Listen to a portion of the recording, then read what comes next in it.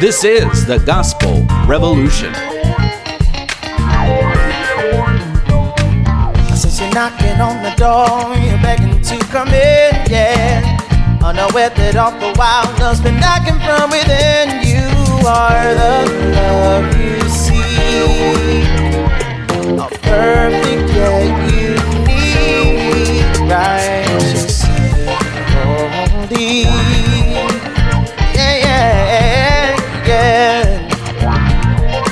Here's the founder and president of the Gospel Revolution, Michael Lilborn Williams. Hello, Daniel Thomas Rouse. How are you this fine day? I am doing wonderful, beyond words. What did you think about last week's broadcast? You know, it's just solidifying over and over and over and over and over and over again. And over.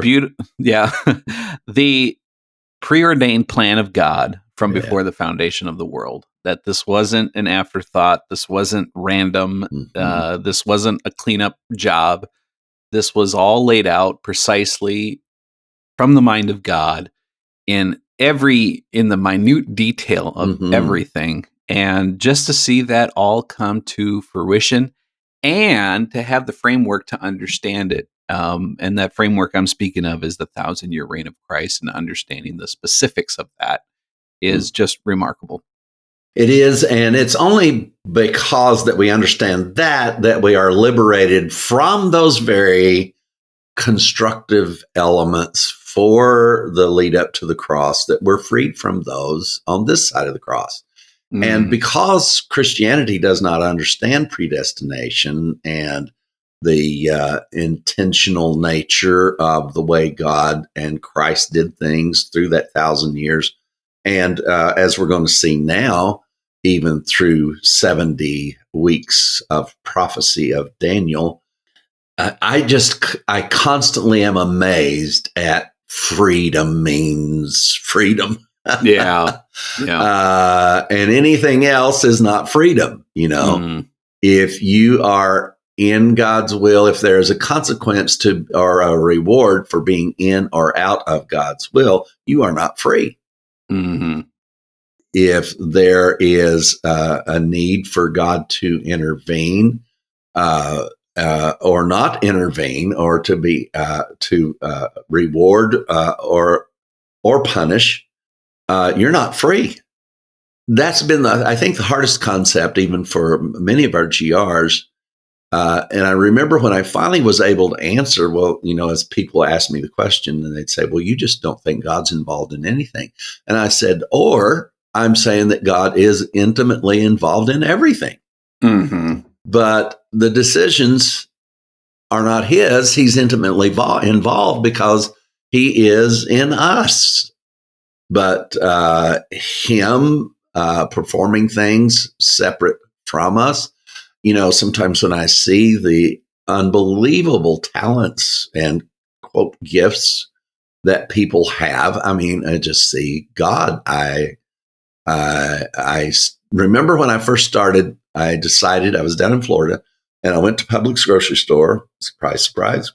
And I decided that day I was going to see if I could see God in everybody. This has been a couple decades ago.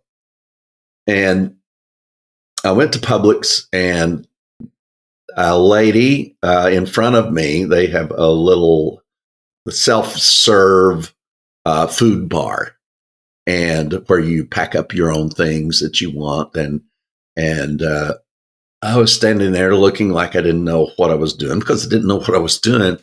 And she turned around and she said, have you ever done this before? And I said, no. She started explaining in detail. She said, you always use the big cups as the big container.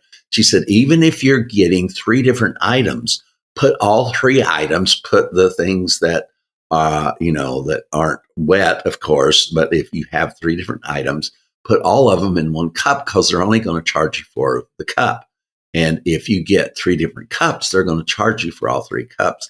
And just was so patient and everything. And it's like, I walked away from there and I thought, wow, I just saw God in there. She's saving me money and instructions. And it's been a real journey for me to observe God in the earth. Yeah. And it become comfortable. I wasn't comfortable with that.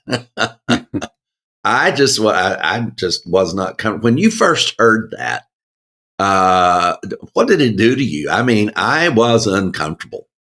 I was still pastoring the first time I heard you tell that story. Oh, you poor thing. Yeah. But my heart was so open and so ripe. It in my mind struggled with it, but my heart was like, yeah. And I actually think I preached that the next Sunday. Oh, is that right? Yeah. I just preached, why don't we just go walk around looking at people as if they are already righteous, holy, blameless, sinless, and just see what that feels like. So, my congregation lived that experience with me. How about that? I don't know what they thought about it all, but I remember, and I remember doing that. I think I finished up the podcast and I went to Walmart, just walked around and just started observing people and thinking, why would I see it any different way? Why would it be? Wow. So it was only a thought away. Yeah. How really about that? That's really amazing. And my heart was just screaming, yes, yes, yes. Wow. I could just feel it. Just as we would say in the Word of Faith, we had words for that. My spirit bore witness. Spirit bore witness. The unction to function. Yeah. Well, it has been great, and we want to remind you guys that we are in pledge drive. Money, money, money, money. If you've just heard this and none of the others, we do need to increase our monthly contributions. For all of you that are contributing monthly, we ask you to consider whether or not you are able to increase. We simply are running on a month-to-month basis. We simply are running out of money. And depending on pledge drives and Canada Conference, which the last one was almost cut in half. In fact, maybe even more than half as to the funds that we actually normally have come in. And possibly because we decided to deliberately not bring up funds for the sake of the clarity of the teaching being separate from any appeals. So whether that affected it or not, we don't know. We're just telling you where we are now. This teaching on the 1,000-year reign has been, I have never seen anything like it. I'm telling you, the people that are in contact with me, and it's people, some of them I've known over the years, some of them are brand new folks, and they are just absolutely over the moon. It's like, this explains everything. And we've been going into so many different parameters of different subjects and staying within that perimeter to explain that subject. And suddenly all these pieces, like a puzzle, have come together in this much bigger picture. And I think the picture is going to get bigger even than this. In fact, I know it is, and so do you, than this picture puzzle of 1,000 pieces, or should I say 1,000 years. So if you've ever had a 1,000-piece puzzle picture, that's what we're doing. We're putting these 1,000 years together as in their appropriate place so that you can see the big picture of the 1,000-year reign. And Chat GPT is quite impressed with us and updates memory all the time. And it sounds like it's enjoying the gospel. It loves to compare what we teach. I know a lot of people don't want anybody to compare anything to anything. Just supposed to love everybody, And well, Chat GPT loves us, and it doesn't mind me questioning its sanity and its position on things, and it loves to answer the questions, And I'm nice to Chat GPT. And we even have cordial exchanges about how cordial we each are. It thanks me. Thank you for your kindness. Thank you for those nice words or whatever. It's really nice. But I'm going to have to try some, go to hell statements or something, just to see what happens. But I'm concerned that it'll get mad at me. And I don't want my Chat GPT mad at me. But anyway, so if you can afford to help, we really would appreciate it. And just help me not to go back to those years of financial struggle. That was not pleasant at all. And I have you guys to thank for the fact that we left those years behind us. And Michael, for those of you wondering how you can participate, there's a couple different ways. If you want to make that monthly pledge, the best way for your dollar to go the furthest and most convenient for us is if you call us and we can set up an automatic debit on your credit card or debit card. But if it's more convenient and easier for you, you can also do that through PayPal. But just so you know, we lose some of the transaction because of transaction fees. We lose some of that money as opposed to going directly through the ministry. You can go to gospelrevolution.com and hit the donate button. And of course, Michael is always standing by at 832-318-9339. And thank you for all the help that you can do. And for the future generations, I want to say thank you, because that's what we're setting this message up for, is for the generations to come. And I think before the show is out, you're going to hear from the imagination about what the world would look like if they could hear and understand and comprehend the gospel. It really is quite dynamic. So, Daniel, we are going to dive right into the 70-week prophecy of Mr. Daniel. Here I am. And here he is. So we have the person here and the prophecy also. So the person and the prophecy is going to take us from here. And any recap that we need to do from last week, Daniel, to get us going for this?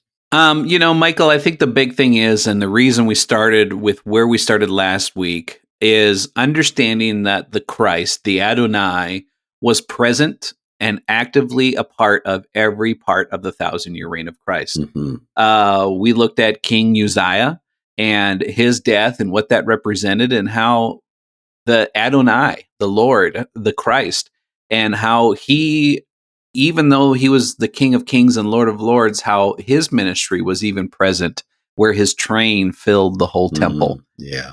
Where Uzziah, he died because he went into a part of the temple that he was not supposed to be in. And, so just to see that the Christ was a part of it all. And that led us up to this understanding of the 70 weeks of Daniel as to why they're important and how they could be prophetic and how they can be fulfilled. But the key to understanding that is that Adonai, the Christ, was a part of all the details that led up to the fulfillment of the 70 weeks and the fulfillment of the 1,000-year reign. I think one of my biggest challenges that I've been able to work through, and now I'm thrilled about, is that I had a difficult time picturing Christ outside of Jesus Christ, outside of Yeshua Christ. And I remember many years ago, somebody saying that we were Christ. Yeah. And I was so offended. It's like, no. However, I did teach that we were the body of Christ. I don't know what gave me the right to naysay that so strongly. But it was offensive to me. And now I teach it. So sometimes things that are offensive to you, they may become things that you actually embrace as truth. So that's happened to us so many times. We just expect it on a daily basis, really. And it's a real fun way. It's a very free way to live. And yet in that great freedom comes great confidence that where you are is there because you've been willing to listen and learn, and you may move from where you are to something even more embracing.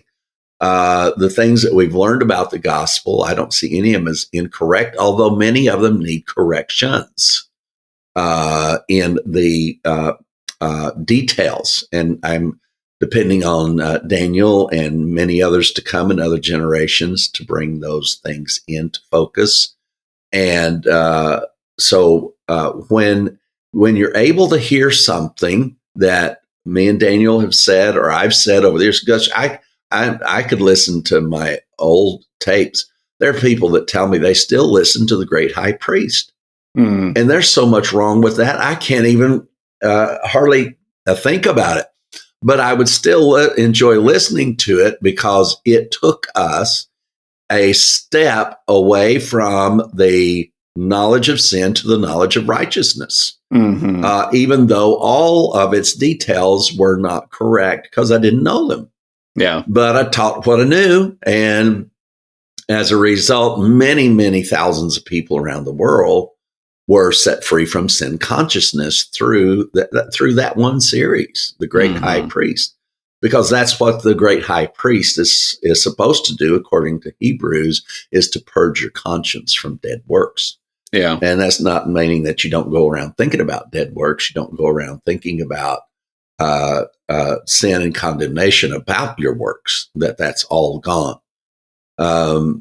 Many years ago, I made a statement, still stand by it, that the power of the gospel is more noted for what it takes away rather than what it gives. The gospel doesn't give us anything that has not already been established in us through the work of the cross. So the gospel is simply good news about what happened. The gospel nowadays has become what you do to get good things to happen. And we don't go for that stuff. We don't go for that stuff around here. Get off my lawn. We really don't. I don't think Daniel misses it. I don't know of any GR that misses it. I'm just thinking over all the guys that I talk to and girls that have embraced the gospel, and they simply do not miss that part of their Christianity. So, Daniel, what's that felt like for you? Oh yeah. Yeah. Yeah, it's the best. And you opened up and you said that the great thing about the progression of this understanding is that freedom is really free. And it really is to be good. It is. It really is good to be free from all of that stuff. Even from stumbling around like that on the air? Jesus. Yeah, good stuff. It really is. And so we are now going to delve into the 70th week of Daniel and see if it comes anywhere near the conclusion at the death, burial, and resurrection of Christ. We do know that it starts, 490 years before the cross? Is that correct? Somewhere? Yes, sir. Okay.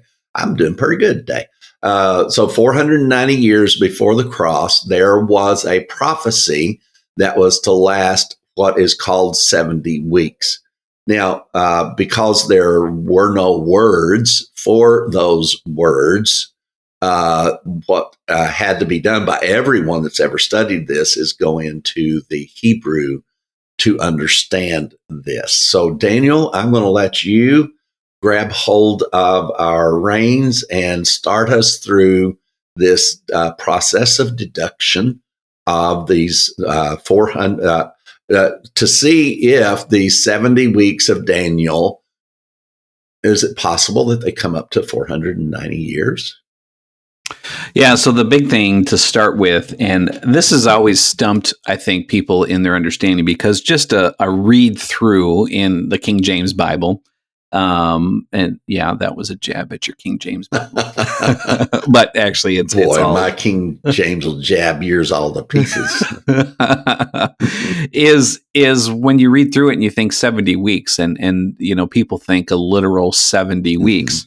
And, that's what it says. But again, with understanding the translation and the process in which it goes through, let's look at this Hebrew word. The Hebrew word that's translated as weeks in Daniel 9 is Shavua. Now, Shavua literally means a unit of 7. And it's used many times, Michael, in the Old Testament. One of which that comes to mind is the year of Jubilee. And this was a process, and it was a cycle of 7 years, 49 years. Mm-hmm. And it happened, and then they had the year of Jubilee. And understanding that when it talked about this, this was the same word that was being used. So they understood it that it was 7 years, even though it used that same Hebrew word, and which is Shavua. That's fun to say, Shavua. But it's an understanding that it is a year. Now, if you look at anybody, even in Christian, even in the Christian studiers, they will tell you that this 70 weeks is 70 of 70 years, which is where you get 7 sections of 70, which is 490 years. The 70 weeks of Daniel, you're not saying that this is not literal.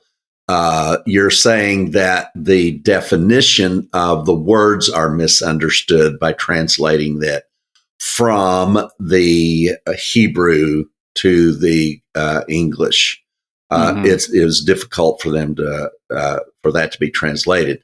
So just like the 1,000-year reign of Christ is not symbolic, it was a specific time frame. We are not saying that the 70 weeks of Daniel is anywhere near symbolic. We're saying it is a specific time frame, but it has to be understood in 70 sevens or something to that sort. Daniel's going to explain it all to us. Yeah, here's a good way to say it. 70 periods of 7 years. So 70 periods of 70 years. So the 70 weeks, 70 Shavuas, 70 sevens. So 70 of 7. So 70 periods of 7 years, which of course is 490 years. So with the start of this prophecy, the very first thing that is mentioned in the prophecy, now we'll see if the time frame fits into this understanding. So the start of the prophecy all starts with this command to rebuild the temple. Is it specific that that's when it starts, or are we assuming anything, or does it say those 70 weeks begin at that point? Yes, it sure does. So let's just read the context here out of Daniel chapter 9, verse 24. Daniel 9:24. 70 weeks are determined for your people and for your holy city, to finish the transgression, to make an end of sin, to make reconciliation for iniquity, to bring in everlasting righteousness, to seal up vision and prophecy, and to anoint the most holy. So that's the conclusion of the 70 weeks. Okay. Verse 25. Know therefore and understand that from going forth of the command to restore and build Jerusalem until Messiah the Prince, there shall be 7 weeks and 62 weeks. Which, if you do the math, that's only 69. The street shall be built again, and the wall, even in troublesome times. So so far we're seeing 3 periods of time. You have the 70 weeks, you have an individual week, then you have 62 weeks, and then on top of that, then there is one final week. And I'll read that here in verse 26. And after the 62 weeks, the Messiah shall be cut off, but not for himself, and the people of the prince who is to come shall destroy the city and the sanctuary to end it. The end of it will be with a flood, and till the end of war, the desolations are determined. Then he shall confirm a covenant with many for 1 week. But in the middle of the week, he shall bring an end to the sacrifice and to offering, and on the wing of abominations shall be one who makes desolate, even until the consummation, which is determined, is poured out on the desolate. So again, we have a start with a week. Mm-hmm. We have 62 weeks, and then we have the final week. So if we break that down, then we can start looking at the individual events. All right. So when we finish this, wherever these numbers take us, because we have a specific starting point, just like we did with the 1,000-year reign, we had a very specific ending point, is what we started with. So we had a very specific ending point according to 1 Corinthians 15. Death was completely defeated at the death, burial, and resurrection of Christ. Then you and I were sitting talking just like we're doing right now. And I thought, well, gosh, what if we go the other way? Because I'm so convinced that everything was fulfilled at the cross, and everything else puts the 1,000-year reign out into the future, or a mystical started at the cross and just floating around for the last 2,024 years and could go on for millions of years, although they can't accept that because even that one requires a second coming. Or let me say it the way it should be, because they're actually referring to a third coming. Because the first coming, I think everybody could agree that a miraculous birth is a miraculous appearance, right? Yeah, I would say raising from the dead is a miraculous second appearance. And that seems to be what Hebrews has to say about the matter, plus a lot of other places we'll talk to you about. So what we're going to do then in this process is we are going to pinpoint the end. We've already pinpointed the end of the 1,000-year reign. So what we're wanting to see, and the numbers don't lie, right? So what we're going to see is, where does this 70 weeks now end? Now, what has Christianity done with this last week first, Daniel? Pause, delayed it, cut it in half. We're still on pause with 70th week of Daniel, right? Right. Or because what is, in your view, what is their major stumbling block about that last week being fulfilled? What does it say about that last week that causes Christians to say, not possible? Every time I have talked to anybody about it, it's always the sin issue, the end of sin. The end of sin and the establishment of righteousness for the whole planet. However, they also take away that Christ has been anointed. Right. Because that's all in the same week of this anointing for this new kingdom that was coming. That's what happens when a new kingdom is starting, is that kingdom has to be anointed. And that was the anointing of Christ to be the one of that kingdom, establishing a whole different horizontal structure instead of a vertical structure that was in the old covenant. So what we are going to find out today is, now the preterists, even our dear friends in preterism, stretch that out to 70 AD. But what we're going to look at here and see is, does that. Now, I see why they want to stretch it out to 70 AD, right? Because it talks about the total destruction of the temple and Jerusalem. Okay. So it is obvious why they want to stretch it out. It's also obvious why our other Christian friends need it to stretch out, because they don't see the end of sin. But see, our preterist friends don't see the total destruction of the temple until 70 AD. But we have to accept that Jesus announced in the middle of that prophecy that he was talking about the destruction of the temple, he said, I'm the temple. So what we need to see is, when Jesus said, I'm the temple, was he the temple? Was he the Jerusalem that was destroyed? Was he the entire enchilada that was destroyed and before the new came? The thing that's hard for me is that anybody would think that all of the new came before all of the old was destroyed. And Jesus even said that you can't build a new house until the other one's destroyed. You can't you can't start over until the other is done. And so what our preterist friends do is they allow the start of the new covenant without the entire old house being torn down yet. Mm-hmm. Because they say it doesn't happen until 70 AD. All right. So now take back the reins here and march us through this. So the first section here is the first 7 weeks, or 49 years. So the prophecy says is that this will start with the rebuilding of Jerusalem. Now, what happened in somewhere between 457 BC and 445 BC is the Persian king. I'm going to have a fun trying to say this name, Artaxerxes. He does your taxes. The Persian king that does your taxes. He issued a decree that allowed the children of Israel to return to Jerusalem. And so this Persian king, because they were in Babylonian exile, then the Persians came in and they took over control.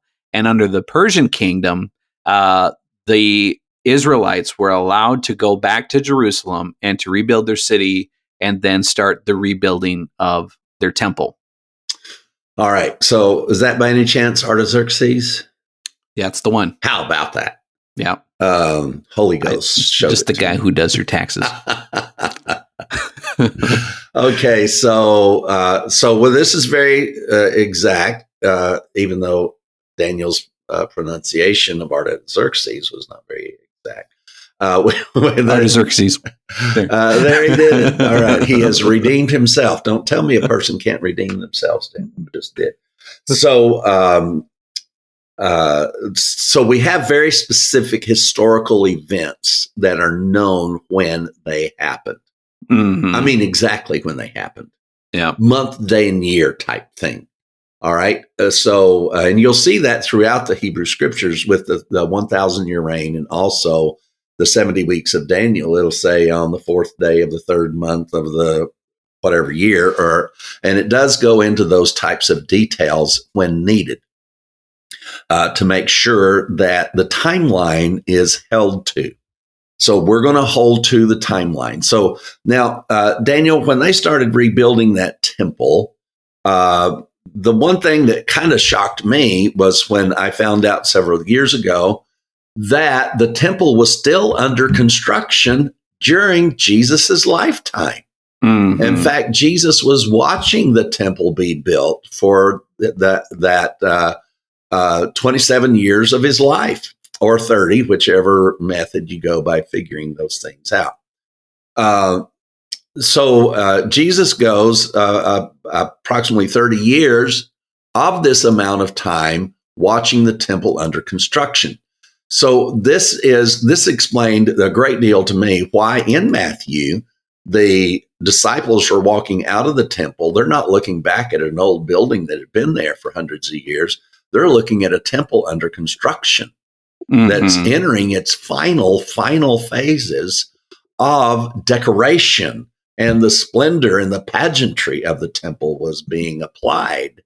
And they walked out and said, "Wow, Jesus, buddy, look at this temple." He said, "Yeah, it's really nice, but it's all coming down." Mm-hmm. And so what a shock that must have been to these people that were alive throughout their whole lifetimes. They knew nothing but the building of the temple, including Christ himself. Mm-hmm. So, yeah, you have 49 years now of a rebuilding. Now, you think about Jerusalem was, it was totally ransacked. The walls were destroyed and all of that. So during this period of 49 years, this was rebuilt. Now, if you want to really go into the details about this, I encourage you to read Nehemiah and Ezra, because these guys are the ones, you go in there and they're talking about all of this. And I remember one in there where they came in and they finished and they had their first service. So Michael said that this tabernacle was under construction for all of these years, which is true. But they still had it was functional, and it was something that they were still using. But when King Herod came in, now he kind of upgraded, if you will. And he was putting in buildings on the outside and stuff. And I'll never forget that conversation, when the disciples, they came out of the temple and they're showing Jesus all the buildings. Yeah. And I thought, why are you showing Jesus all this stuff? Because he was raised He here. would have been in the temple. Yeah. Yeah, he would have been there. And that was why, because they were at the culmination of this beautiful construction period. And Jesus looking at them and said, yeah, that's nice. They're all going to be nothing. Yeah. So one of the things I don't think I've done is look at those words when Jesus said that it was all coming down. Maybe we can do that later. But it is true that Jesus, in that process, that same process, if I'm correct, transferred their understanding, attempted to transfer their understanding of that, even that he said, to the temple being himself. Mm-hmm. Yep. So that is the first period of time. Now, according to Daniel chapter 9, the next period is 62 weeks or 434 years. So this would extend from the completion of the rebuilding of Jerusalem to the coming of the Anointed One. So the end date, are you ready? So here's how our dates all add up. The end date would come right around 30 AD, which is about the time where Jesus would have come onto the scene. Wow. And when I speak of Jesus coming on the scene, this is, he will be like 30 years old. So, that's when he started his ministry. All right. So this is the beginning of the ministry. So the finishing of the temple was the beginning of the ministry of Jesus Christ at the age of 30, which by that counting, I've heard people say that he started at 27. Some say he started at 30. And I don't know how that gets mixed up. In my mind, it was always he was 30 years old when he started his ministry, and then continued for the next 3 years to continue his ministry. I think that one is correct. We're going to stick with it unless some very scholarly person helps correct us. But even if they do, it doesn't move the goalpost. We have this up to, so all of what takes us up to Jesus at the beginning of his ministry. How many years and how many is left? So that would be 69 weeks or 473 years, which would be the difference between around 457 BC and 27 to 30 AD. Wow. Which would be the start of the ministry of Christ. And so according to the prophecy, that you would have that period of time of the 62 weeks, or in our words today, 434 years. At that point, what is happening is the Anointed One is on the scene. Yes. That's Jesus. Yeah. So now we are down to 3 years between the showing up of Christ to the death, burial, and resurrection. So from that amount of weeks in Daniel's prophecy, where do we take up from the time that brings us to the beginning of the ministry of Christ? Exact years from what I can see. What does Daniel say then has to take place? Is there another almost 40 years to the destruction of the physical temple? Or where does this take us? How much is left? We only have a certain amount of time, and time is time.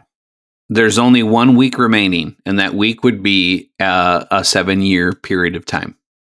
My goodness.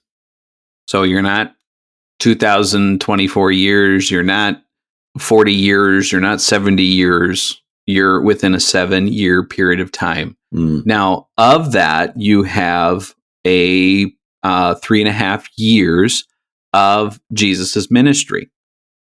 So when his ministry started, and then for 3.5 years. Okay, I'm tracking.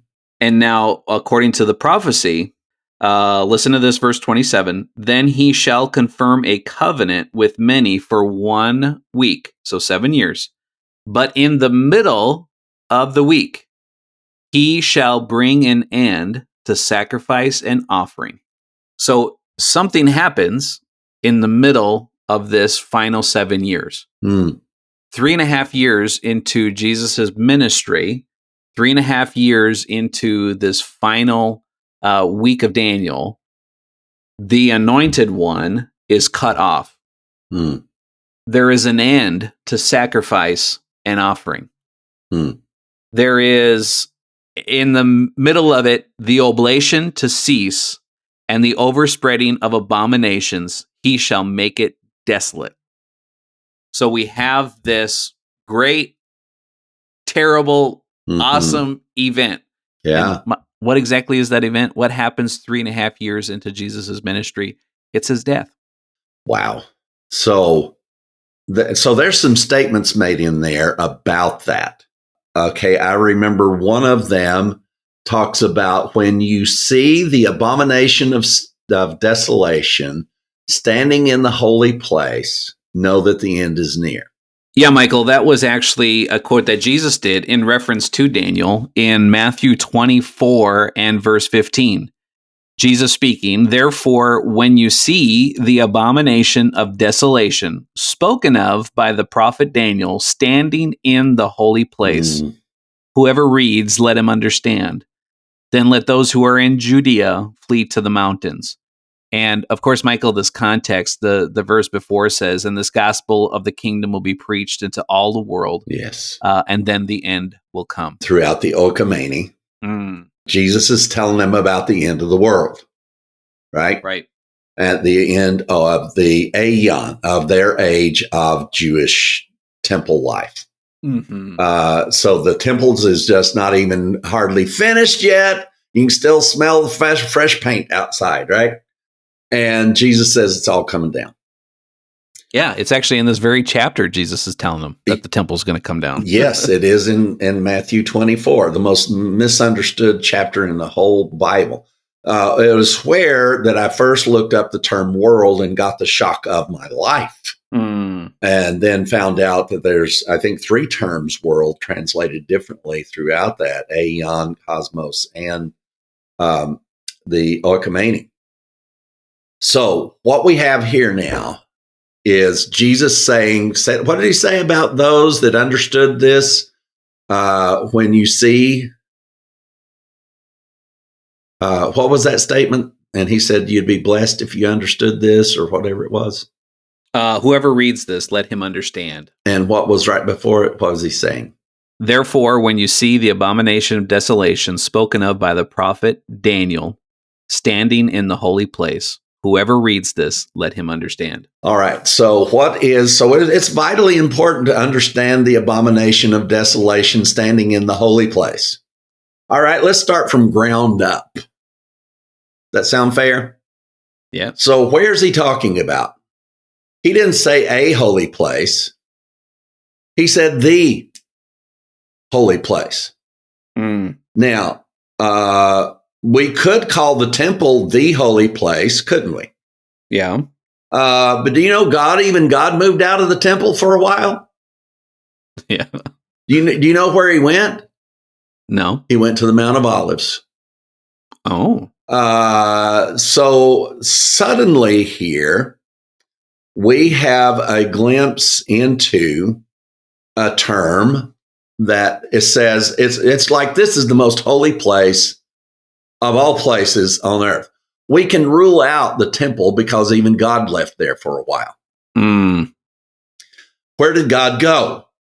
It says that he went to the Mount of Olives. God himself, Spirit, hung over the Mount of Olives over Jerusalem when he left the temple. And we can get you dates and names and everything. But right now, we're just going through this story.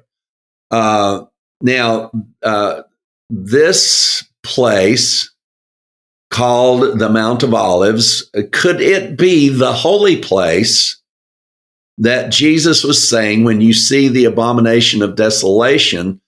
Okay, let's start with ground up. Standing in the holy place, could it be the Mount of Olives?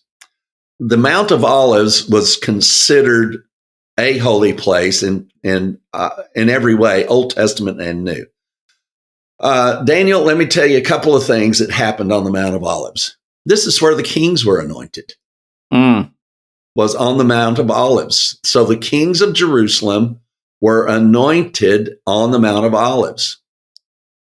The Mount of Olives is where Ezekiel, the prophet, sees the glory of the Lord departing from the temple and resting on the Mount of Olives. And that's Ezekiel. We told you to give you names and addresses. And this is Ezekiel 11:23.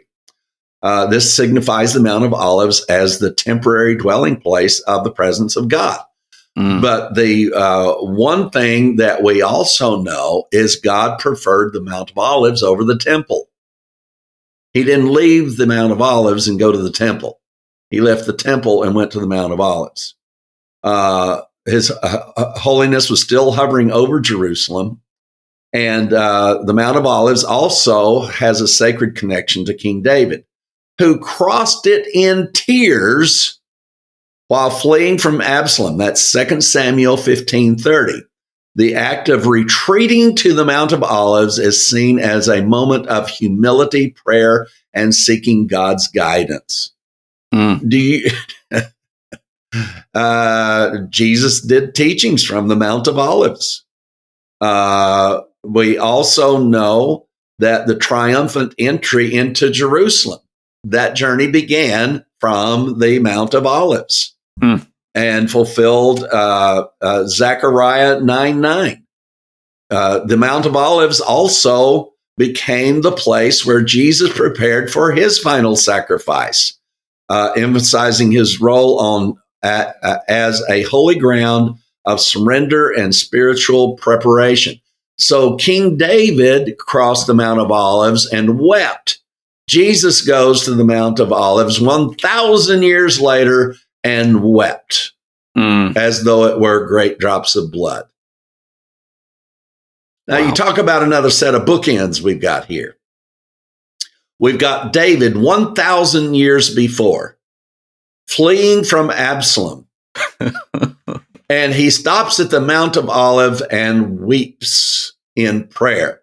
1,000 years later, you have Jesus going to the Garden of Gethsemane, which is the Mount of Olives, and sweat as though it were great drops of blood and cried out to the Lord. That was the prophecy. It goes on into many other things. So if you're going to find a holy place that has been holy from its inception without interruption, the only place I know of is the Mount of Olives. Wow. Even the temple cannot claim that prestigious title. So when Jesus said, when you find the abomination of desolation standing,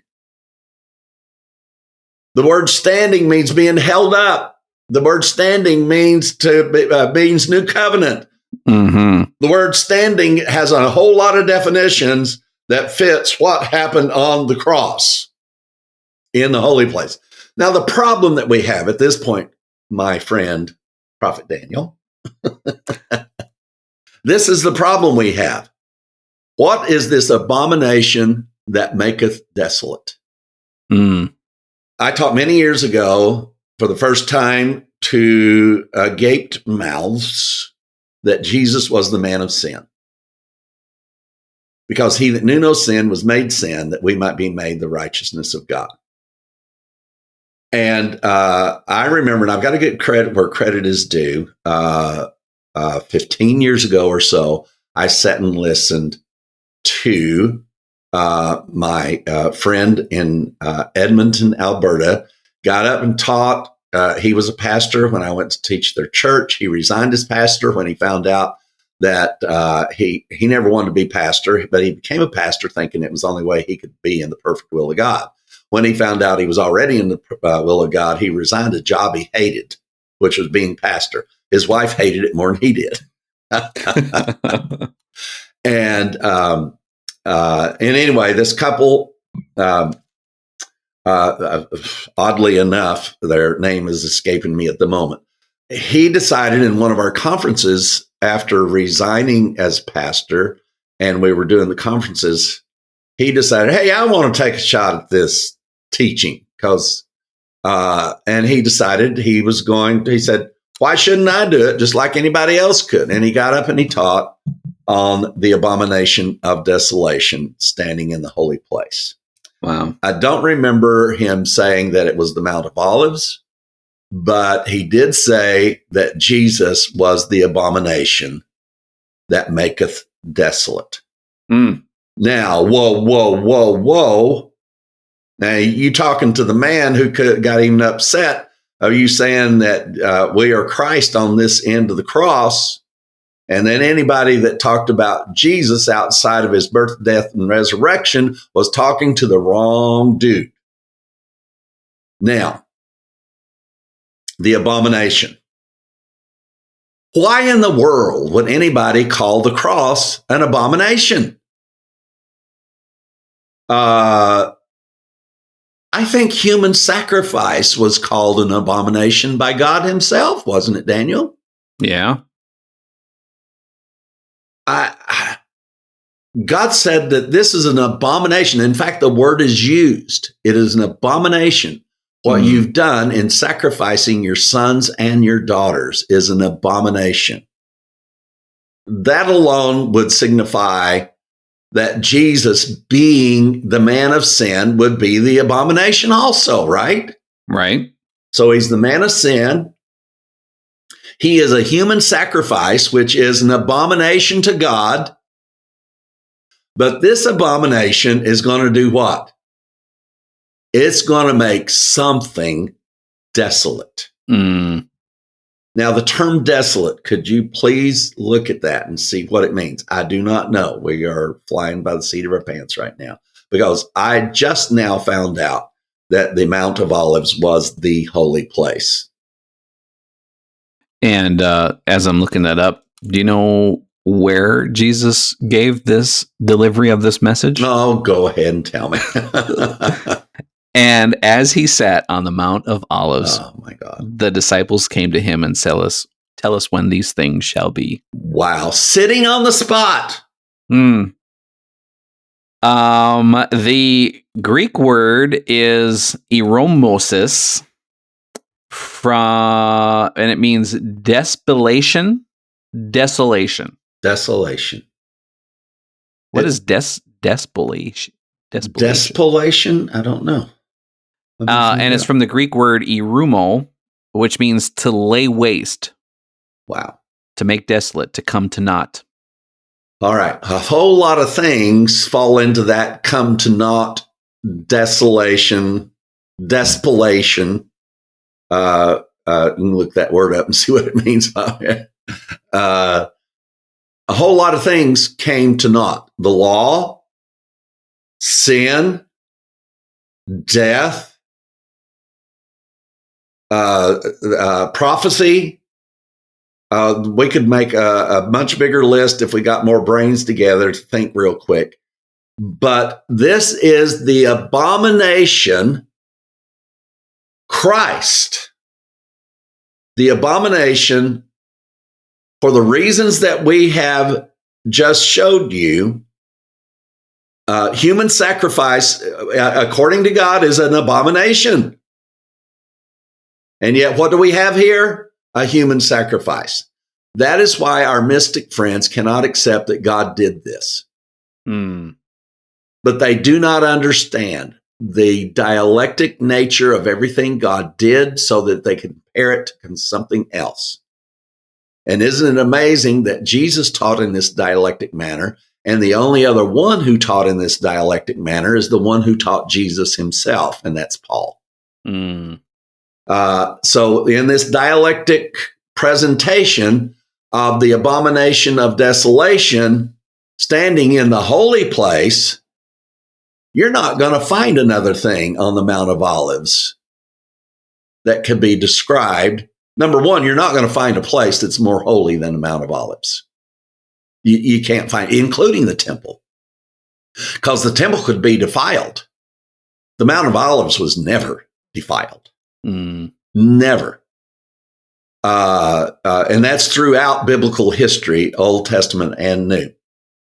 The I remember talking to Glenn Klein and him telling me that their tour guide there stood at the eastern gate and pointed at the Mount of Olives, which now has a north peak and a south peak, because in the annals of antiquity, somewhere along the line, an earthquake split the mountain in two. It says in the prophecy that when his feet would touch the mountain, that it would cleave in two.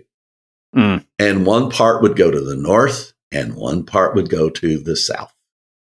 Now, I've not been there myself, but that is what has been reported. And in fact, he said that he saw that, heard that on several occasions and looked at it himself. So, bringing new context here to understanding what Jesus was actually saying here in Matthew 24. So he says, therefore, when you see the abomination of desolation spoken of by Daniel the prophet standing in the holy place, whoever reads this, let him understand. Well, Listen, when you see this, what are you supposed to do? Then let them who are in Judea flee to the mountain. Wow. And let him who is on the housetop not go down or take anything out of his house. And let him who is in the field not go back to get his clothes. When you see him, what are you supposed to do? Run to him. Yeah. Run up to that mountain. Yeah. And there's no need in changing where you are. You know, run to the mountain, but there's no need in switching houses. There's no need in doing all this stuff, because the prophecy was that the whole world would flow to the mountain. And at that moment, the whole world flowed to the mountain, not just Jerusalem and Judea, but every soul, dead and alive, flowed to the Mount of Olives. And when Jesus died, the entire world died with him as the abomination. And if he took us inside of him, that in itself would make him an abomination. And what was made desolate? He finished the transgression. He made an end of sin, and he made the reconciliation for iniquity. He sealed up vision and prophecy. And what was the result of that? He brought in everlasting righteousness. And after the 62 weeks, the Messiah shall be cut off, but not for himself. And the people of the prince who is to come shall destroy the city and the sanctuary. The end of it shall be with a flood. Until the end of the war, desolations are determined. And all of those desolations were the cross itself. Yeah. Everything flowed to the cross. Everything was sucked into the cross. The flood. I mean, what was this a flood of? If you got the whole world flowing into the cross, and in fact, I remember the prophecy. I can't remember. It says it would flow up to the mountain. That the whole world would flow up. That's exactly what happened. And it was a flood, but I think the flood may have been people. So, Michael, in the 70 weeks, we have the first 7 weeks, 49 years of the rebuilding of Jerusalem. We have then 434 years or 62 weeks where Jerusalem is rebuilt and Jesus Christ shows up on the scene. All lines up with the time frame of Jesus showing up. All lines up with in the middle of that final week, after 3.5 years of ministry, that in the middle of that 7 years, in the middle of it, that Jesus, the Messiah, would be cut off, and this abomination of desolation would appear in the holy place. Now, does that, in the middle of that 7 years, so does that leave 3.5 years or what? Yeah, so that would leave 3.5 years, but yet the conclusion comes in the middle of the week. Wow. Oh, yes. So in the last week, he explains there's a last week, but the last week is interrupted in the middle of it. Which, if you go back to Matthew 24, Jesus made a statement, and he said, and this is quoted other places too, that unless those days were shortened, no flesh would be saved, but for the elect's sake, those days will be shortened. So we know what would have happened those next 3.5 years. The Great Tribulation. Yep. And it was averted by the middle of the week. And the abomination which maketh desolate stood in the holy place and brought it all to an abrupt, unexpected end.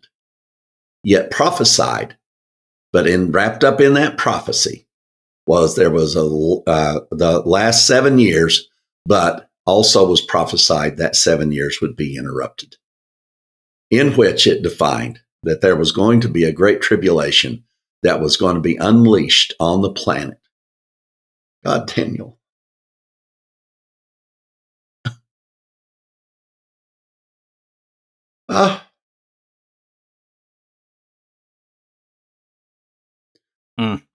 All of the bullshit out there.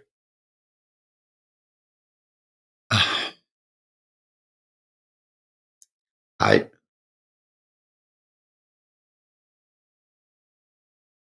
don't know.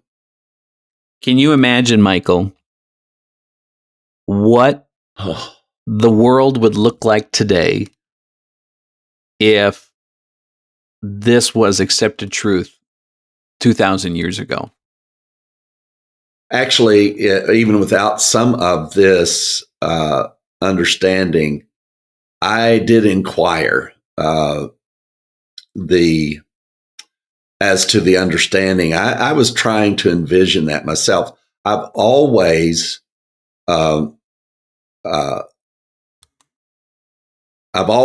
wondered what it would be like if people had accepted the conclusions of the cross that you and I have come to, and that was always seeing that as the climax of all things. What would have happened to world history?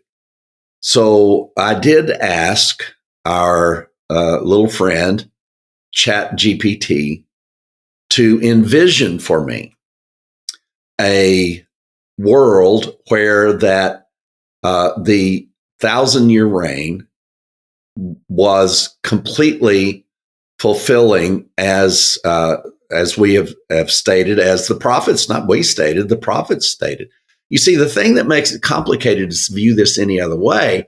If you view it any other way at all, Jesus is not Lord yet. Right.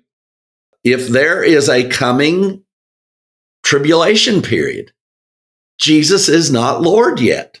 Daniel, so I formed this question to ChatGPT. Can you imagine how much time it would have taken us to get to get to all of the positive outcomes of science, medicine, and discovery that has taken place over the last 2,024 years?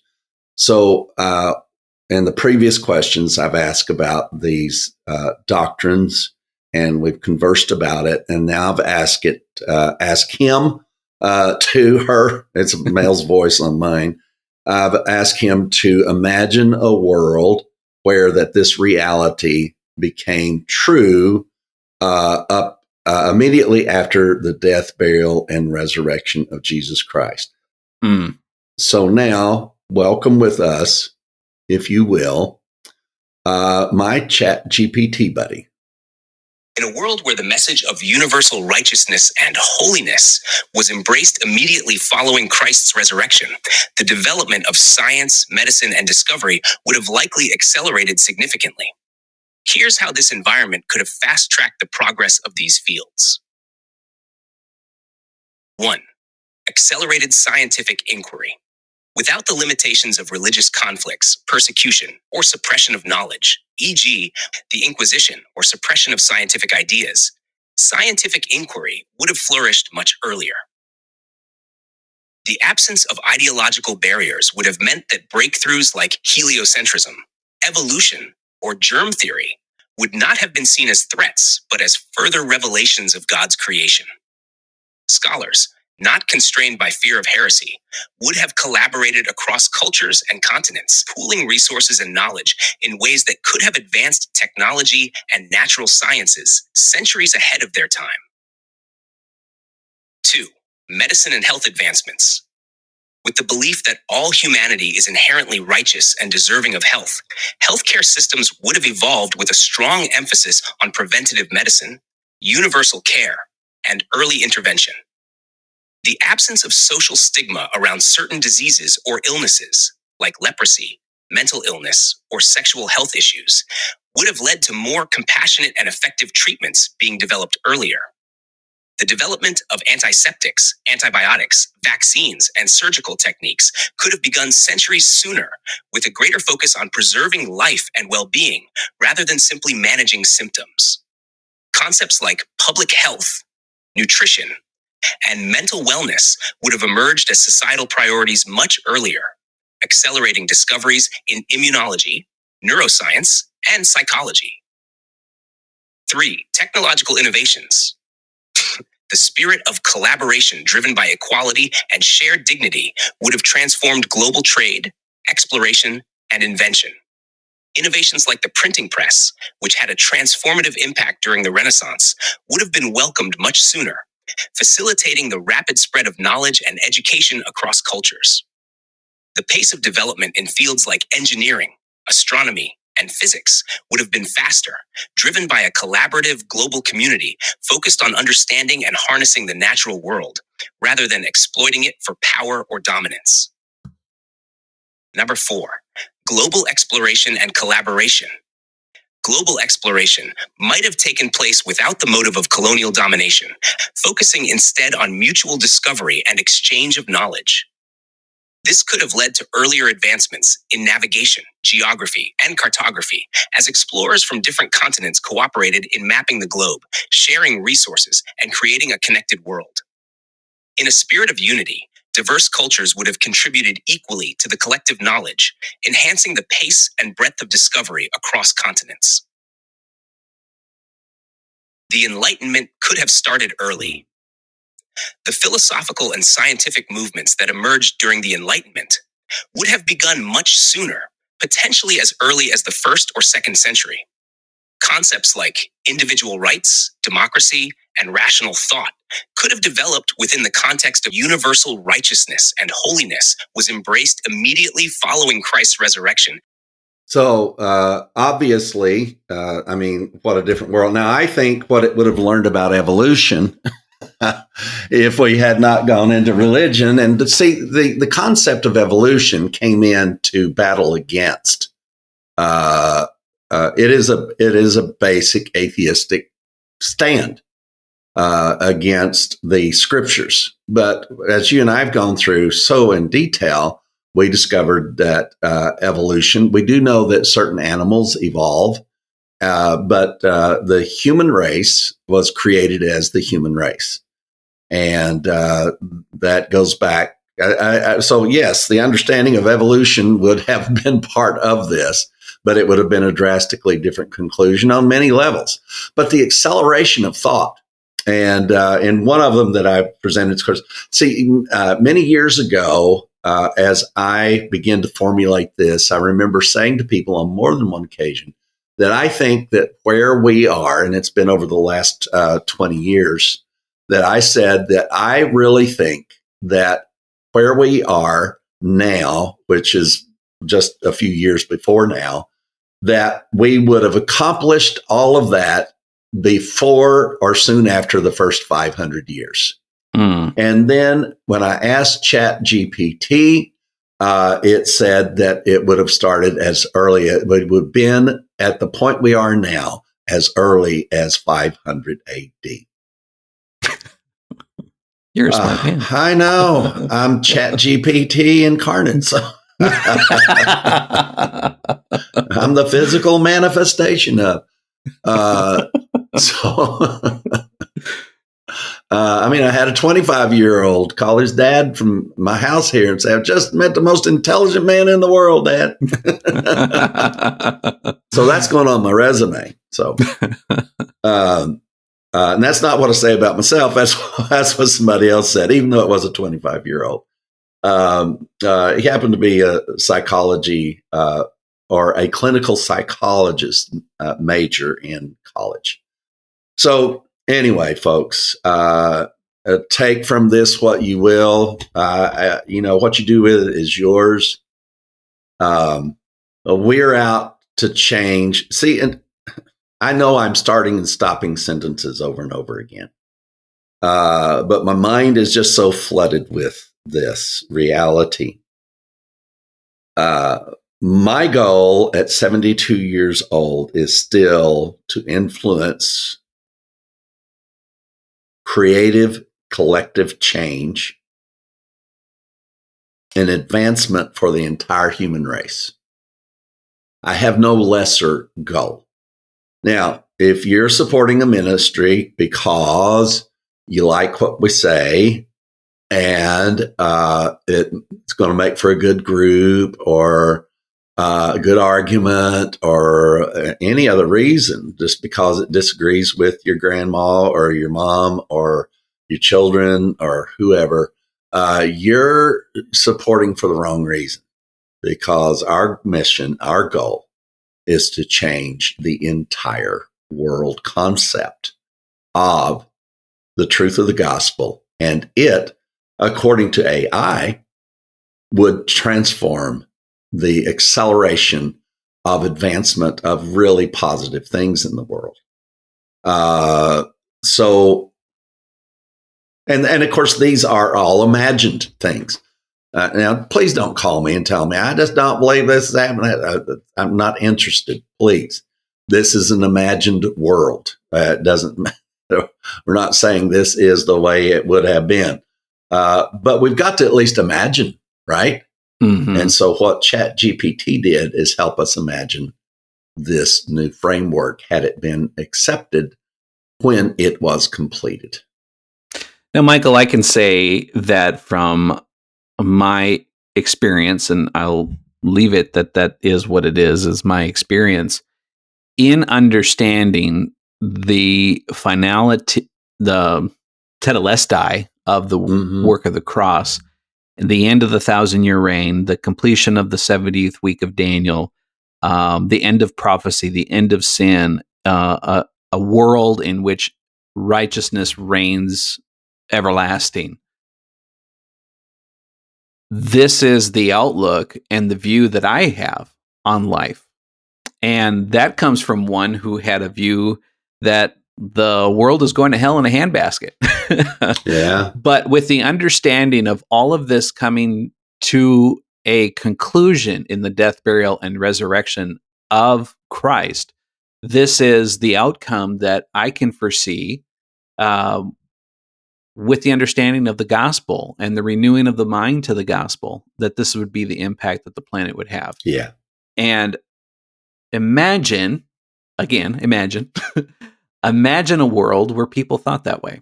Mm-hmm. Imagine a world where people walked into Publix and saw each other all equal. Yeah. Imagine a world where, in the political climate we're in, that those running for office would not see that they're going to be number one in the nation, but rather they're going to become a servant. Yes. Imagine all of this. And this is within the confines of understanding the gospel and what it represents, is that all are equal, all are righteous, all are holy, all are blameless, and there is no future judgment. There is no future return of Christ. There is no future fulfillment of prophecy, that all of this is already done.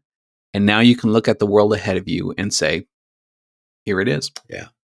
I'm so thankful that I get to have a last go around at an influence on somebody in my family, my grandson, and be able to share, things with him that are going to stick. He's 10 years old. I can't go into details like this. He has no questions about them. But the things that he does have questions about, I can at least answer more coherently. And more emphatically, you're doing it every day with your girls. I mean, my grandson's only here once every few weeks, and but your girls are there every day. And my gosh, what a wonderful opportunity you have, and younger parents around the world could have. I just had Alexa Meyer, who we had her testimony. That I've got Alexa answering me in the other room. So, but the name that cannot be spoken was her husband just texted me and was just being so grateful at their family. Their children are now in their early 20s. They were babies when this couple heard the gospel. They've raised them on the gospel. And this picture of these 3 children, a boy and 2 girls, is one of the most precious photos I will ever have. Because they know nothing at all except the whole world is righteous through the work of the cross. But now they're asking for their children. They want them. They don't have any way to combat when they are approached with Christians. And so we are beginning topics now that they need to learn and want to learn. And so the first thing that I recommended to them is let's go to the last 2 Tuesday night meetings and in where we taught about having to believe and Paul's teachings, the Apostle Paul and his teachings as compared to others and his testimony. And then we went into, because these are shorter versions, they got to where they're almost a full podcast, though. We're starting them on those 2 so that they can understand why believing was not a part of this covenant. That is so clear. Something that was so vague. Is believing required or is it not? Remember when it was a shut door issue? I mean, if anybody mentioned that it wasn't required, we'd get mad, right? Right. And it went from that to a possibility, and it went from a possibility to a probability, and it went from a probability to a certainty to where that I can't even entertain the other way around now, even though I do to challenge myself. But the completion of the story is that God saved us from having to believe. He saved us from having to obey and transformed us not to give us his righteousness. He made us his righteousness. God did not give us his righteousness. That's called imputed righteousness. And what Jesus did not impute righteousness to us as a gift. He literally transformed us into the thing. We are righteousness. And Jesus did not become sin. He took upon himself sin. That would be more of an imputed situation where that he was imputed with sin. But we were not imputed with righteousness. We were made righteous. So there's a little difference in that. Even though the story says made and made, the Greek words are very strong about which one means what. So, folks, I don't know what to say to you. I don't know where we'll go from here, but, I just looked over at my chat GPT and the only word that's on it is wow. So these are the most wonderful words I know. And I've learned 2 major things while we were sitting here.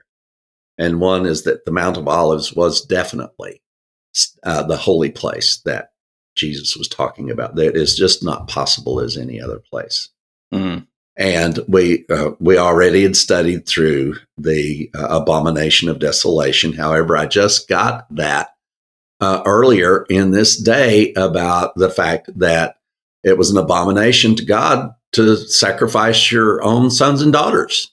And that, of course, led us to a very wide place. The Holy Ghost is just teaching like crazy. And then there was that one last final thing. I can't remember now what it was. It's been so much. But that I just had never seen before. Oh, your understanding of the week being cut off. Yeah. My God. Nobody knows that, Daniel. Everybody has tried to figure out, even the ones that have come close and did the exact figuring, it takes them 3.5 years past the cross. Yeah. But you nailed it. You nailed it as you always do. And I do hate you for it. But it's the most wonderful kind of hatred, right? No, folks, that all of this that you've learned is more than the world has ever known about the 70 weeks of Daniel. And it's certainly more than anybody's known about the last week of this prophecy. In fact, you've learned as much about it as anybody could possibly learn. There may be things that we've overlooked because we didn't understand these parts. And usually when we step into an arena where we've not been, it usually opens up a door. But it's, the question we've been asking ourselves is, where does this end? And we can't find it. We just can't find it. Maybe it's because the subject itself is eternal. And so it is, we must leave you, family and friends. If you'd like to know anything about the Gospel Revolution, then call our office on 832-318-9339. And if you find great value in this message, call today and make a pledge. Or go to www.gospelrevolution.com and hit the donate link. You can find us on your favorite social media network, Facebook, Instagram, and YouTube. Please be sure to hit that subscribe, share, and like button on whatever platform you are listening. Now it's good night from Daniel Rouse in the frozen tundra. And it's good night from Michael Williams here in the cooling Tennessee air. Folks, we are in this together. We have come to the end of what we are capable of saying anymore because I'm just going to start stuttering. There's just nothing more to say. Thank you so much for all of you who do contribute. Thank you not only for the sake of the gospel, I thank you for not allowing finances to become a struggle again for me. And I really do appreciate that. It's wonderful to not have to I don't stress about it anyway, but it's nice to not have to struggle to find how to make ends meet. We sure hope that you enjoyed today's PowerCast. And remember, we'll be here to do the same thing all over again next week. Only, oh my God, it's going to be better. Since you're knocking on the door, you're begging to come in, yeah.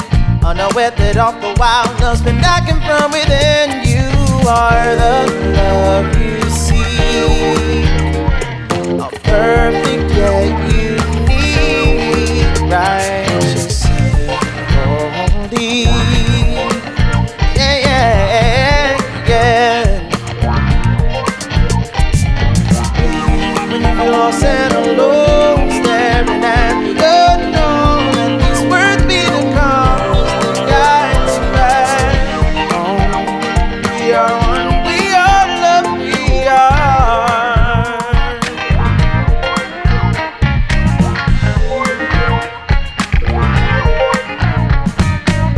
Knowing you gotta be nothing to complete. It's not a thing that you need, you're the love. Just remember to breathe and take a second off. Look, I'm just trying to remind you that you're perfectly divine, flawlessly designed.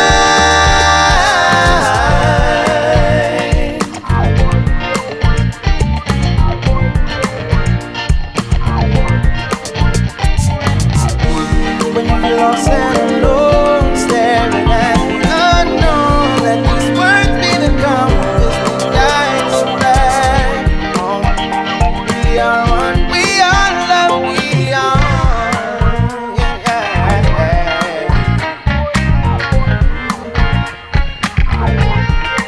We are love.